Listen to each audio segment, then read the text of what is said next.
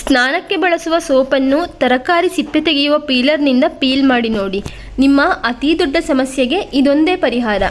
ನಮಸ್ತೆ ಫ್ರೆಂಡ್ಸ್, ಇವತ್ತಿನ ವಿಡಿಯೋದಲ್ಲಿ ಗೃಹಿಣಿಯರಿಗೆ ಉಪಯೋಗವಾಗುವಂತಹ ಕೆಲವೊಂದು ಟಿಪ್ಸ್ಗಳನ್ನು ಹೇಳಿದ್ದೇನೆ.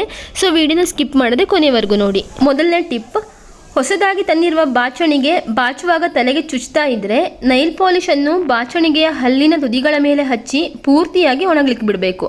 ಹೀಗೆ ಬಾಚಣಿಗೆಯ ಹಲ್ಲಿನ ತುದಿಗೆ ನೇಲ್ ಪಾಲಿಶ್ ಹಚ್ಚೋದ್ರಿಂದ ಬಾಚಣಿಗೆಯ ಶಾರ್ಪ್ನೆಸ್ ಕಮ್ಮಿ ಆಗ್ತದೆ. ಇನ್ನು ಕೆಲವೊಮ್ಮೆ ನಾವು ರಸಮ್ಗೆ ಅಥವಾ ಸಾಂಬಾರ್ಗೆಲ್ಲ ಹುಣಸೆ ಹಣ್ಣನ್ನು ನೆನೆಸಿಡ್ಲಿಕ್ಕೆ ಮರ್ತು ಬಿಡ್ತೇವೆ. ಅದಕ್ಕೆ ನಿಮಗೆ ಫ್ರೀ ಟೈಮ್ ಇರುವಾಗ ಈ ಟಿಪ್ಸನ್ನು ಟ್ರೈ ಮಾಡಿ ನೋಡಿ. ಹುಣಸೆ ಹಣ್ಣನ್ನು ಚೆನ್ನಾಗಿ ನೆನೆಸಿ ಅದರ ರಸವನ್ನೆಲ್ಲ ತೆಗೆದು ಫ್ರೀಝರ್ ಟ್ರೇಯಲ್ಲಿ ಹಾಕಿ ಫ್ರೀಝರ್ನಲ್ಲಿ 6-7 ಗಂಟೆ ಇಟ್ಟರೆ ಹುಣಸೆ ಹಣ್ಣಿನ ರಸದ ಕ್ಯೂಬ್ಗಳು ರೆಡಿ ಆಗ್ತದೆ. ಈ ಕ್ಯೂಬ್ಗಳನ್ನು ನೀವು ಗಾಜಿನ ಬಾಟಲಿಯಲ್ಲಿ ಹಾಕಿ ಡೀಪ್ ಫ್ರೀಝರ್ನಲ್ಲೇ ಇಟ್ಟರೆ ಅಡಿಗೆಗೆ ಬೇಕಾದಾಗ ಬಳಸಿಕೊಳ್ಬೋದು. ನೆಕ್ಸ್ಟ್ ಟಿಪ್ ಏನಂತಂದರೆ, ಕರಿಬೇವನ್ನು ಚೆನ್ನಾಗಿ ತೊಳೆದು ಎಲೆಗಳನ್ನು ಬಿಡಿಸಿ ಫ್ರಿಜ್ಜಿನ ಐಸ್ ಟ್ರೇಯ ಒಂದೊಂದು ಭಾಗಕ್ಕೂ 7-8 ಕರಿಬೇವಿನ ಸೊಪ್ಪನ್ನು ಹಾಕಿ ಅದರ ಮೇಲೆ ನೀರು ಹಾಕಿ ಡೀಪ್ ಫ್ರೀಝರ್ನಲ್ಲಿ 6-7 ಗಂಟೆ ಬಿಟ್ಟರೆ ಕರಿಬೇವಿನ ಐಸ್ ಕ್ಯೂಬ್ಗಳು ರೆಡಿಯಾಗ್ತವೆ. ಈ ಕರಿಬೇವಿನ ಐಸ್ ಕ್ಯೂಬ್ಗಳನ್ನು ನೀವು ಒಂದು ಏರ್ಟೈಟ್ ಕಂಟೈನರಲ್ಲಿ ಹಾಕಿ ಡೀಪ್ ಫ್ರೀಝರಲ್ಲಿ ಇಟ್ಟರೆ ಕರಿಬೇವಿನ ಸೊಪ್ಪು 1 ವರ್ಷದವರೆಗೆ ಕೂಡ ಹಾಳಾಗುವುದಿಲ್ಲ. ಅಡಿಗೆಗೆ ಕರಿಬೇವು ಬೇಕಾದಾಗ ಒಂದು ಬೌಲ್ಗೆ ನೀರು ಹಾಕಿ ಕರಿಬೇವಿನ ಐಸ್ ಕ್ಯೂಬ್ಗಳನ್ನು ಈ ನೀರಿಗೆ ಹಾಕಿ ಸ್ವಲ್ಪ ಹೊತ್ತು ಬಿಟ್ಟರೆ ಐಸ್ ಎಲ್ಲ ಕರಗಿ ಕರಿಬೇವಿನ ಸೊಪ್ಪು ನೀರಲ್ಲಿ ತೇಲ್ತಾ ಇರ್ತದೆ. ಈ ಕರಿಬೇವನ್ನು ನೀವು ನೀರಿನ ತೆಗೆದು ಅಡಿಗೆಗೆ ಬಳಸಿಕೊಳ್ಬೋದು. ಇನ್ನು ಈರುಳ್ಳಿಯನ್ನು ತುಂಬ ಚಿಕ್ಕದಾಗಿ ಕಟ್ ಮಾಡಿಕೊಳ್ಳೋದು ಕಷ್ಟ ಅಂತಂದರೆ ಈರುಳ್ಳಿಯ ಸಿಪ್ಪೆ ತೆಗೆದು ಅರ್ಧ ಭಾಗ ಮಾಡಿ ಆಲೂಗಡ್ಡೆ ಸ್ಲೈಸರ್ನಿಂದ ಸ್ಲೈಸ್ ಮಾಡಿ. ಹೀಗೆ ಮಾಡಿದರೆ ಎಷ್ಟು ಬೇಗ ಈರುಳ್ಳಿ ಕಟ್ಟಾಗ್ತದೆ ಅಂತಂದರೆ ನಿಮಗೆ ಈರುಳ್ಳಿ ಹೆಚ್ಚುವುದು ಕಷ್ಟ ಅಂತಲೇ ಅನಿಸೋದಿಲ್ಲ. ತುಂಬ ಸುಲಭವಾಗಿ ಈರುಳ್ಳಿಯನ್ನು ಹೆಚ್ಚಿಕೊಳ್ಬೋದು. ಇನ್ನು ಶುಂಠಿ ತಂದ ಮೇಲೆ ಅದರ ಮೇಲಿರುವ ಮಣ್ಣನ್ನೆಲ್ಲ ತೊಳೆದು ಒಂದು ಗಾಜಿನ ಬಾಟಲಿಗೆ ಹಾಕಿ ಅದಕ್ಕೆ ಆ ಶುಂಠಿ ಮುಳುಗುವಷ್ಟು ನೀರನ್ನು ಸೇರಿಸಿ ಮುಚ್ಚಳ ಮುಚ್ಚಿ ನಾರ್ಮಲ್ ಫ್ರಿಜ್ಜಲ್ಲಿ ಇಟ್ಟರೆ ಶುಂಠಿ ಸ್ವಲ್ಪವೂ ಸಹ ಕೊಳೆತು ಹೋಗದೆ ಫ್ರೆಶ್ ಆಗಿ ಇರ್ತದೆ.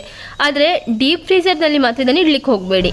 ನೆಕ್ಸ್ಟ್ ಟಿಪ್, ಬೆಳಗ್ಗೆ ಮಾಡಿದ ಇಡ್ಲಿ ಉಳಿದಿದ್ರೆ ಅದನ್ನು ಚೆನ್ನಾಗಿ ಪುಡಿ ಮಾಡಿ ಅದಕ್ಕೆ ಹಿಡಿಸುವಷ್ಟು ಅಕ್ಕಿ ಹಿಟ್ಟು, ರುಚಿಗೆ ಬೇಕಾದಷ್ಟು ಉಪ್ಪು, ಸ್ವಲ್ಪ ಬಿಸಿ ನೀರು ಸೇರಿಸಿ ಕೈಯಲ್ಲಿ ಚೆನ್ನಾಗಿ ಮಿಕ್ಸ್ ಮಾಡಿ ರೊಟ್ಟಿ ಹದಕ್ಕೆ ತಂದು ತವಾದ ಮೇಲೆ ತಟ್ಟಿ ಬೇಯಿಸಿದರೆ ಇಡ್ಲಿ ರೊಟ್ಟಿ ರೆಡಿಯಾಗ್ತದೆ. ಇನ್ನು ಸ್ನಾನಕ್ಕೆ ಬಳಸುವ ಸೋಪನ್ನು ಒಂದು ಪೀಲರ್ನಿಂದ ತರಕಾರಿ ಸಿಪ್ಪೆ ತೆಗೆಯುವ ರೀತಿ ಚಿಕ್ಕದಾಗಿ ಪೀಲ್ ಮಾಡಿ ಅದನ್ನು ಕೈಯಲ್ಲೇ ಸ್ವಲ್ಪ ಪುಡಿ ಮಾಡಿ.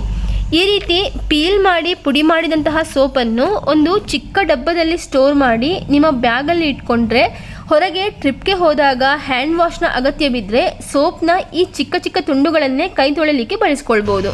ಇನ್ನು ಬೆಳಗ್ಗೆ ಮಾಡಿದ ಚಪಾತಿ ಉಳಿದು ಗಟ್ಟಿಯಾಗಿದ್ದರೆ ಒಂದು ಕುಕ್ಕರಿಗೆ ಸ್ವಲ್ಪ ನೀರು ಹಾಕಿ ಅದರ ಮೇಲೆ ಒಂದು ತಟ್ಟೆಯಲ್ಲಿ ಉಳಿದ ಚಪಾತಿಗಳನ್ನು ಇಟ್ಟು 2-3 ನಿಮಿಷ ಬಿಸಿ ಮಾಡಿ.